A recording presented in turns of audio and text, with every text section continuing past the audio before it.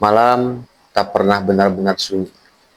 Selalu ada suara yang tak semua telinga bisa mendengar. Selamat datang di luar jangkauan. Oke teman-teman, balik lagi bersama gua Rizky. Seperti biasa, di sini gua bakal bacain cerita yang bakal nemenin hari-hari kalian. Oke, sebelum lanjut ke videonya, di sini gua bakal ngasih info penting dulu nih buat teman-teman yang ceritanya mau dibacain di channel ini atau kalian langsung bercerita di channel ini, boleh banget. Caranya tinggal klik link yang sudah kita siapkan di deskripsi. Oke, tanpa berlama-lama, langsung saja kita ke ceritanya. Matikan lampumu, gunakan headsetmu. Selamat datang di luar jangkauan. Oke teman-teman, kali ini ceritanya datang dari sahabat di luar jangkauan yang bernama Wandi. Jika kalian penasaran, langsung saja kita bacakan. Halo Asandi dan Ariski, kenalin, namaku Wandi. Aku mau nyeritain sebuah kejadian yang sampai sekarang masih bikin bulu kuduku merinding kalau keinget. Kejadian ini aku alami sendiri waktu aku mancing di sebuah danau yang katanya terkenal angker di kota B. Jadi ceritanya sore itu aku lagi suntuk banget karena kerjaan ojol lagi sepi. Aku kepikiran buat mancing. Kebetulan ada temen yang pernah cerita soal sebuah danau agak jauh dari kota. Katanya ikannya banyak, gede-gede, tapi tempatnya agak sengit. Orang-orang sekitar nyebutnya Danau Angker. Awalnya aku gak terlalu mikirin omongan itu. Aku pikir namanya juga orang kampung pasti suka lebay kalau ada tempat sepi. Akhirnya aku berangkat sendirian, bawa pancingan sederhana sama bekal kopi saset. Pas nyampe sana, suasananya benar-benar beda dari bayanganku. Danau itu luas, tapi sekelilingnya sepi banget. Gak ada satupun orang mancing. Pepohonan rimbun nutupin cahaya matahari. Jadi meskipun masih jam 5 sore, rasanya udah kayak jam 7 malam. Anginnya dingin, lembab, bikin bulu kuduku merinding pelan-pelan.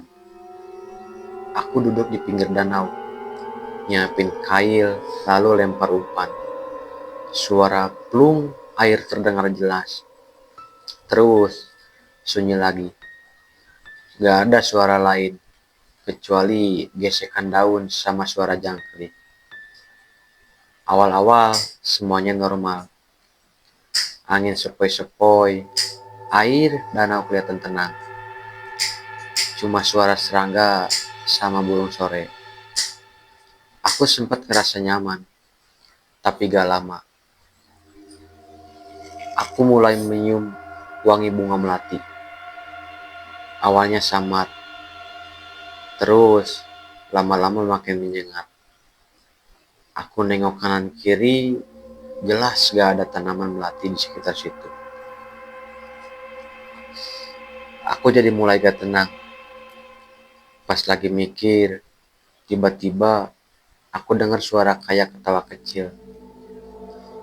Tipis banget, nyaring kayak suara perempuan. Dari arah pohon besar di seberang danau. Aku diem, ngedengerin. Suaranya kedengeran jelas. Tapi pas aku tetap lama ke arah situ, gak ada siapa-siapa. Kosong. Bulu kuduku langsung berdiri. Rasa-rasanya kayak ada yang ngawasin. Aku coba tahan dulu. Bilang ke diri sendiri, mungkin halusinasi. Mungkin cuma angin. Tapi makin lama suasananya makin aneh. Air danau yang tadinya tenang, kayak ada riak kecil. Padahal gak ada ikan nyangkut di kail. Akhirnya aku mutusin buat beresin barang. Tapi pas aku berdiri, perasaan makin gak enak. Langkah kaki rasanya berat. Jalan ke setapak keluar itu kayak jauh banget. Padahal sebenarnya dekat. Di tengah jalan itu pandanganku kayak nangkap sesuatu. Samar-samar aku lihat ada bayangan putih berdiri diam.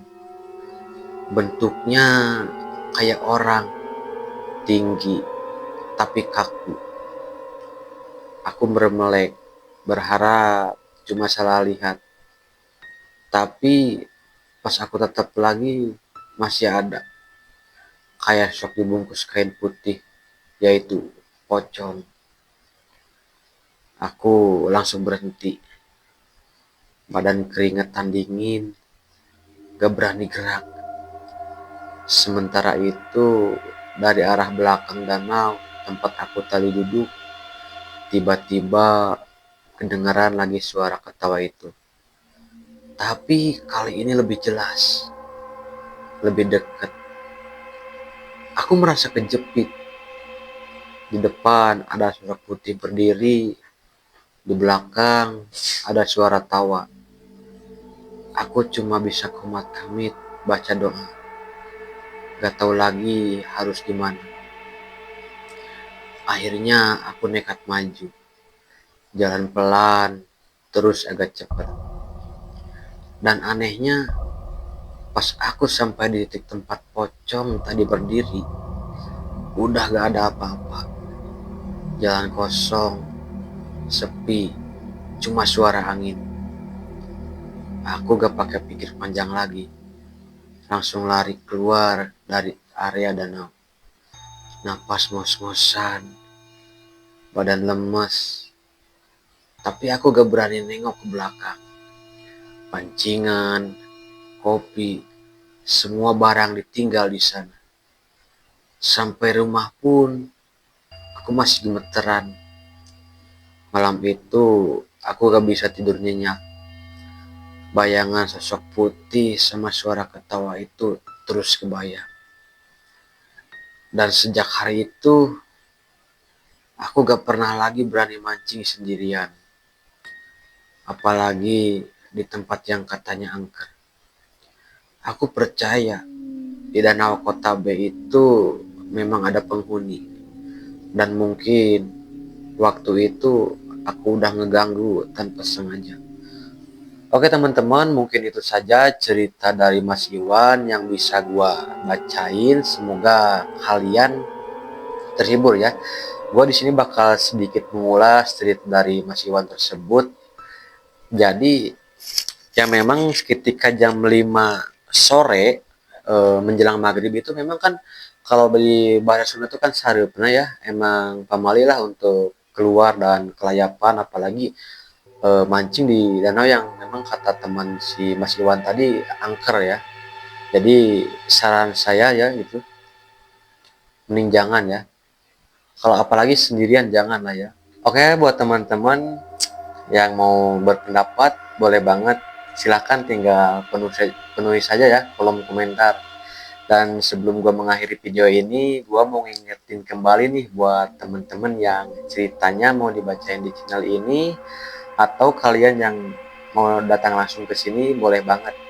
Seperti biasa di awal tadi, caranya tinggal klik saja link yang sudah kita siapkan di deskripsi. Oke teman-teman, mungkin itu saja cerita kali ini. Sampai jumpa di luar jangkauan. Terima kasih.